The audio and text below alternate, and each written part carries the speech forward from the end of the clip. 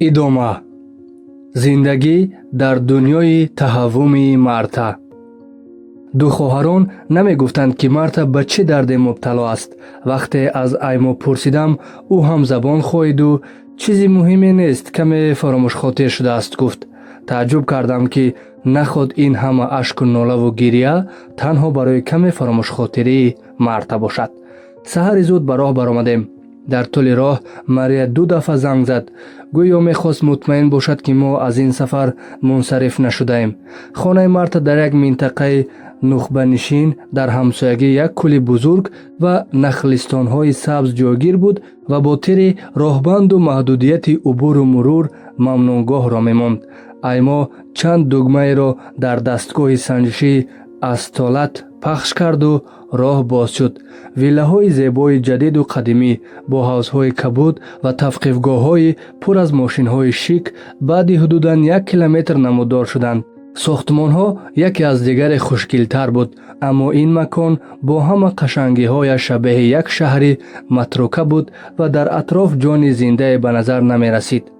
ниҳоят мошини Аймо ба ҷодае бориктар ворид шуд ва новбар нишон дод, ки то макони дархостшуда 50 метр мондааст. мо аз канори сарву санавбарҳое мегузаштем, ки дар имтидоди ҷодаи тӯлонӣ мисли горди ифтихорӣ сар кашида, вурудро ба ин макон бо шукӯҳ мекарданд. чаманистони ду самти ҷода бо ҷастухези малахҳо ва парвози санҷоқҳои рангоранг, ки чарх мезаданду тӯъмаи худро аз ҳаво мебардоштанд, шигифтангез менамуд. Марта ҳавзи бузурге доштааст, ки дар байни чаманзор воқеъ буд. шояд ӯ то дирӯз мисли як қӯи сафед дар ин об ғута мезад, аммо акнун ин ҳавз оинаи осмони обиву абрҳои сафед буд, ки акси худро дар он тамошо мекарданд. саранҷом Аймо мошинро дар назди сохтмони бисёр зебо, ки Мария бо шитоб аз зинаҳояш поин мешуд, нигоҳ дошт. тавре менамуд, ки ӯ ин ҳама вақт чашм ба панҷара дошт. Сафия иқрор намекард вақте мегуфт, ки хонаи Марта шабеҳи қаср аст.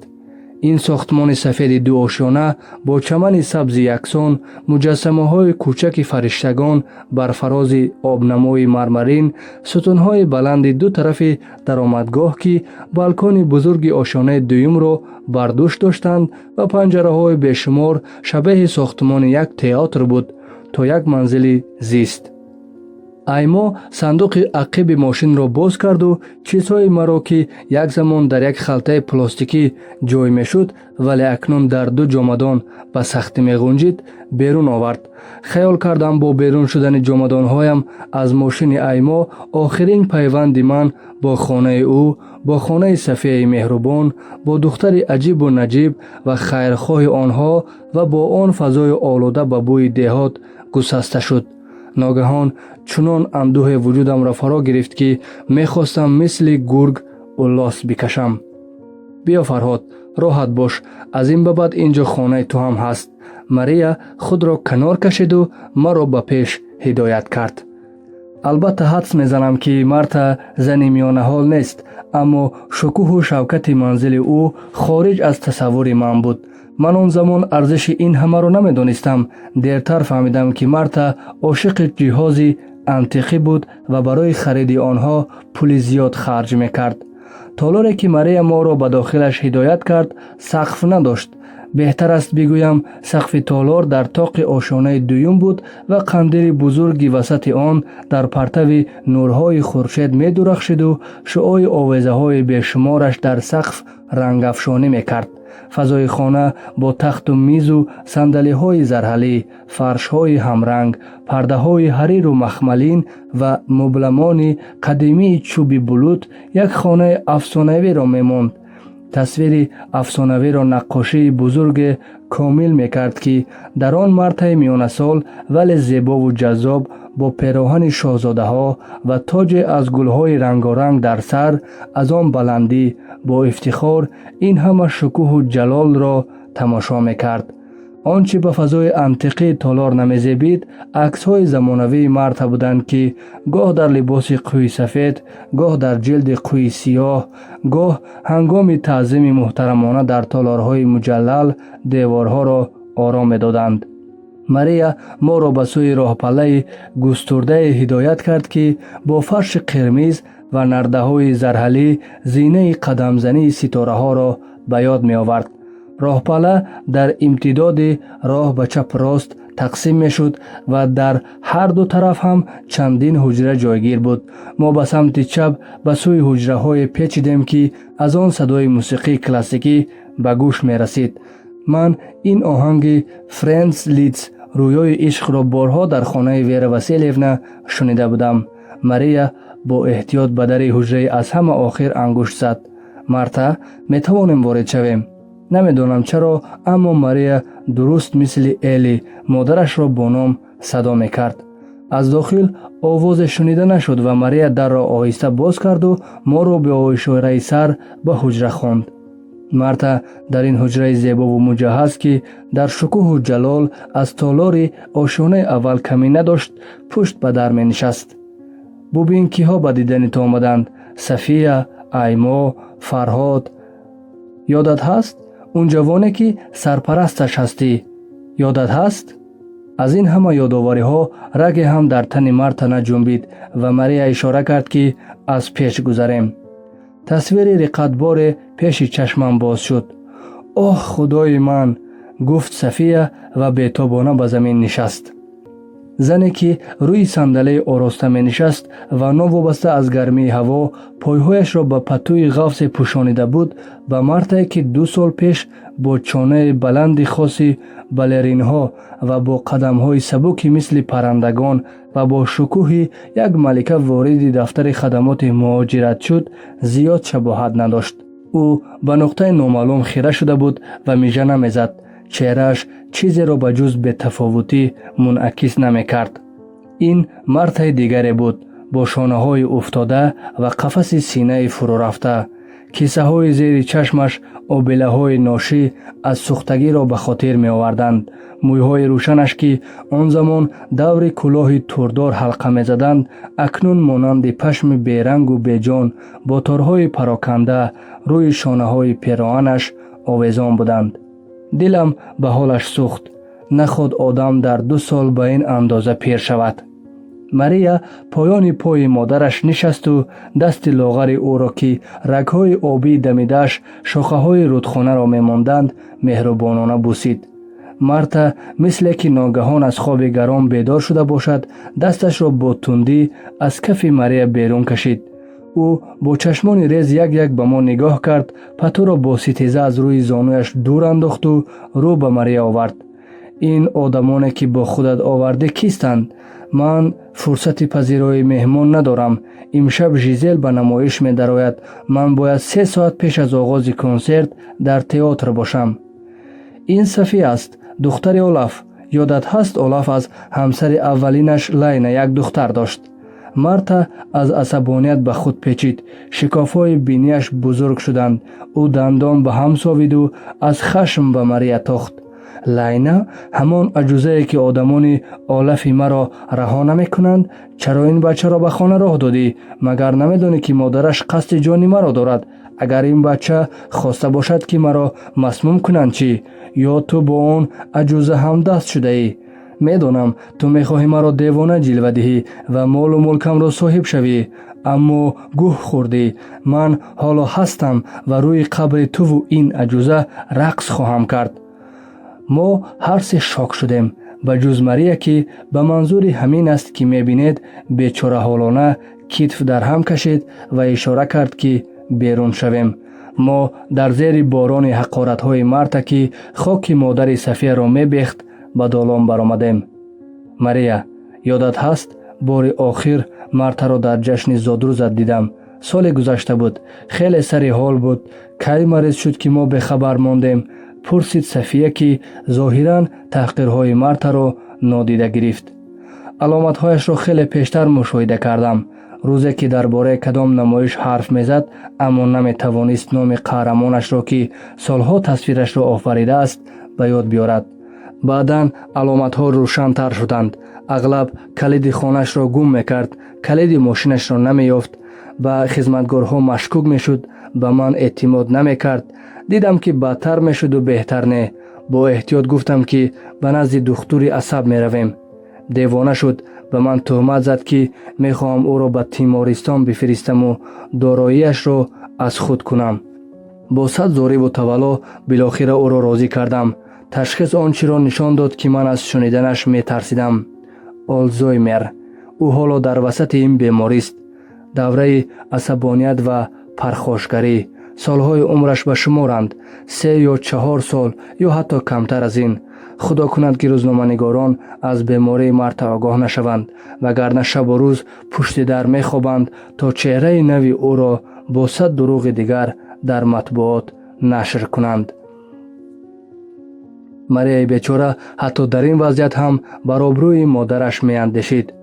دکترها توصیه میکنند که مرد را به خانه پیرانسالان روانی بفرستم. میگویند او به مراقبت ویژه نیاز دارد، اما من نمیتوانستم. دستم به این کار بلند نمیشود. او آخر مادر من است. اشک در گلوی ماریا پیچید و او گویا بدبختی خود را اکنون درک کرده بود که به شدت سر تکان داد و از اینها پایان دوید تا ما فیغانش را نشنویم. از لحظه ای که مرد را در آن وضعیت غم‌انگیز دیدیم، ایما با ترحم به من نگاه میکرد و ناراضیانه به همسرش. او در این ملکی برایم ناشناس یگانه صاحب درک من بود و نمیخواست سختی های را تجربه کنم که بر روان به این هم جریحت دارم آسیب رسانند. نگران بودم به حدی که هیچ علامت و اشاره در این محیط از نظرم پنهان نمیماند. دیدم که ایما ناعیان صفیه را به گوشه کشید. با صدای پست حرف میزد، مثل که التجا میکرد. صفیه حرفای او را با لبهای فشرده میشنید و بعد با ابروان بلندش چنان به سوی او تیغ کشید که ایما خاموشانه از او دور شد. وقتی با آنها خداحافظی میکردم، ایما مرا آنچنان محکم در آغوش گرفت که گویا سربازی بودم و او مرا به جنگ بدرقه میکرد. ماریا 1 هفته از کار مرخصی گرفت. بعدش وفا کرد و مرا به مکتب تجارت و مدیریت واقع در 5 کیلومتری ویلای مارتا نامنویس کرد. تا آغاز تحصیل 2-3 هفته دیگر مانده بود و ماریا از من خواست در این مدت شهادتنامه رانندگی بگیرم، زیرا در این اطراف نه اتوبوس بود نه مترو.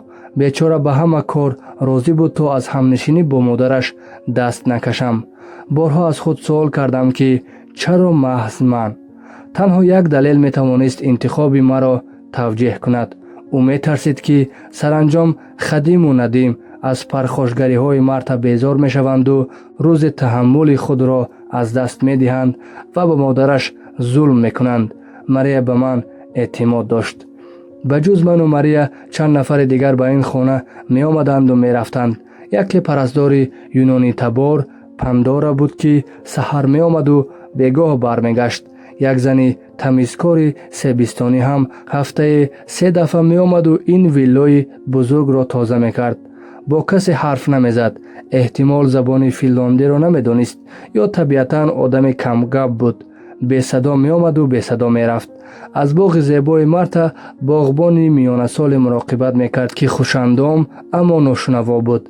با هوای گوشهای کرش بلند حرف میزد و ماما جوابکی تالار بزرگ مارتا عکس صدای او را به تمام خانه پهن میکرد و خانم سالمند لهستانی بوگوسلاوا که سالها برای مارتا به گفت خودش غذای گنجشک میپخت. او یک زنی سودادار 70 ساله بود که کمان در کم لبخند میزد، ولی ساعتها در آشپزخانه زیر لب موسیقی های برای من ناشناس را زمزمه میکرد. بایگانه ذهنم غنجایش تنها 2-3 آهنگ را داشت و او از صبح تا شام همان آهنگ های تکراری را میخواند. آهنگ های بوگوسلاوا را آنقدر زیاد شنیدم که گاه ناخودآگاه من نیز آنها را زمزمه میکردم. سالی که مارتا او را از لهستان با خود به فنلاند آورد، بوگوسلاوا اکنون 30 ساله می شد. 40 سال را در خدمت مارتا سپری کرد و می گفت اگر تعداد فنجان های قهوه را که مارتا در این 40 سال به سوی او پرت کرده است جمع کنیم، از برج ایفل بلندتر می شود. زنی تنهایی بود، کسی را نداشت. گاه دور و دراز به یک نقطه خیره می شد و مویهای کنج لبش را با نوک ناخن پیدا می کرد و آنقدر سریع می کند که انگار آنها می توانستند جای فرار کنند. باغبانیکار بیشتر وقت خود را در گرد آشپزخانه می‌گذراند تا در باغ و با گوسله و میل‌های دست ناخورده زنانش را در شکل غذاهای خوشمزه به او پیشنهاد می‌کرد. ماریا نمی‌خواست مرتا از زندگی اجتماعی کنده شود و در همان یک هفته مرخصیش شام و نهار مشترک به راه ماند. طول یک هفته به گوسله و در آشخانه مجلل سفره شاهانه باز می‌کرد و ما را به نهار و شام می‌خواند، اما هر بار شام و نهار ما با کاسه شکنی ختم می‌شد. مرتا این همه ناز و نعمت را می‌دید و با چشمان ریز به گوسله و زل می‌زد. از ابتدا می‌دانستم که تو پیرزن دیوانه برای رقیبان من جاسوسی می‌کنی. می‌دانم تو از آنها دستور گرفتی که در آستانه نمایش فندق شکن مرا چاق کنی. چقدر پول گرفتی پیرزن خیانتکار؟ چهره به گوسله و از غضب سرخ می‌شد و من صدای به هم برخوردن دندانهایش را می‌شنیدم، ولی ماریا انگشت به لب می‌گذاشت که خاموش باش. نمیدانم، شاید اشتباه کنم، اما احساسم این بود که به گوسله و نسبت مرتا عقده بزرگ دارد. شاید در 40 سال همزیستی مرتا او را زیاد آزار داده بود که اکنون به گوسله و از او انتقام می‌ستاند. مرتا به من توجه نمی‌کرد. بهتر است بگویم مرا اصلا نمی‌دید یا وانمود می‌کرد که نمی‌بیند، یا شاید میدان دیدی او تنگ شده بود و تصویر من از آن می‌افتید. نمی‌دانم دلیلش چی بود، ولی هر چی که بود به نفع من بود. تحصیل هم آغاز شد و شهادتنامه رانندگی هم گرفتم. ماریا برای یکی از ماشین‌های مرتا به من وکالتنامه داد و من اکنون فراتر از این مکان به مرکز شهر می رفتم و با همسبق نوام مهدی که روز اول تحصیل با او آشنا شدم در ساحل سیر و گشت می کردیم و یخماس می خوردیم. زندگی در نظرم جالب می شد. مهدی، جلیقه نجات من. اگر گویم که بهترین بازیافتم در این کشوری از خانه من هزارها کیلومتر دور همین مهدی است، اشتباه نمی کنم. او را روز آغاز مدرسه دیدم که در تلفن صحبت میکرد و من ناگهان متوجه شدم که بعضی کلمات آشنا را میشنوم. برو بابا گفت و گوشی را خاموش کرد و چون بابا میگفت از ذهنم گذشت که شاید با پدر بزرگش دعوا میکرد. آن روز به او نزدیک نشدم، اما صبح دیگر وقتی در گوشه حولی مدرسه چشمم به 4 طرف دزدانه سیگار میکشید، به نزدش رفتم و سلام گفتم. جوانی سبزینه لاغرندام و سرموی بود، چشمان سیاه و همان طور که مادر بزرگم میگفت قاشان سیاه قلمی داشت. مرا دید و قامتش را راست کرد و به تقلید از اوباش‌های کوچکی سیگار نیم سوختش را با خودنمایی به لب برد و طور وانمود کرد که از کسی و چیزی نمی ترسد. سلام، ایرانی هستی؟ من از تاجیکستانم. از کجا؟ از تاجیکستان.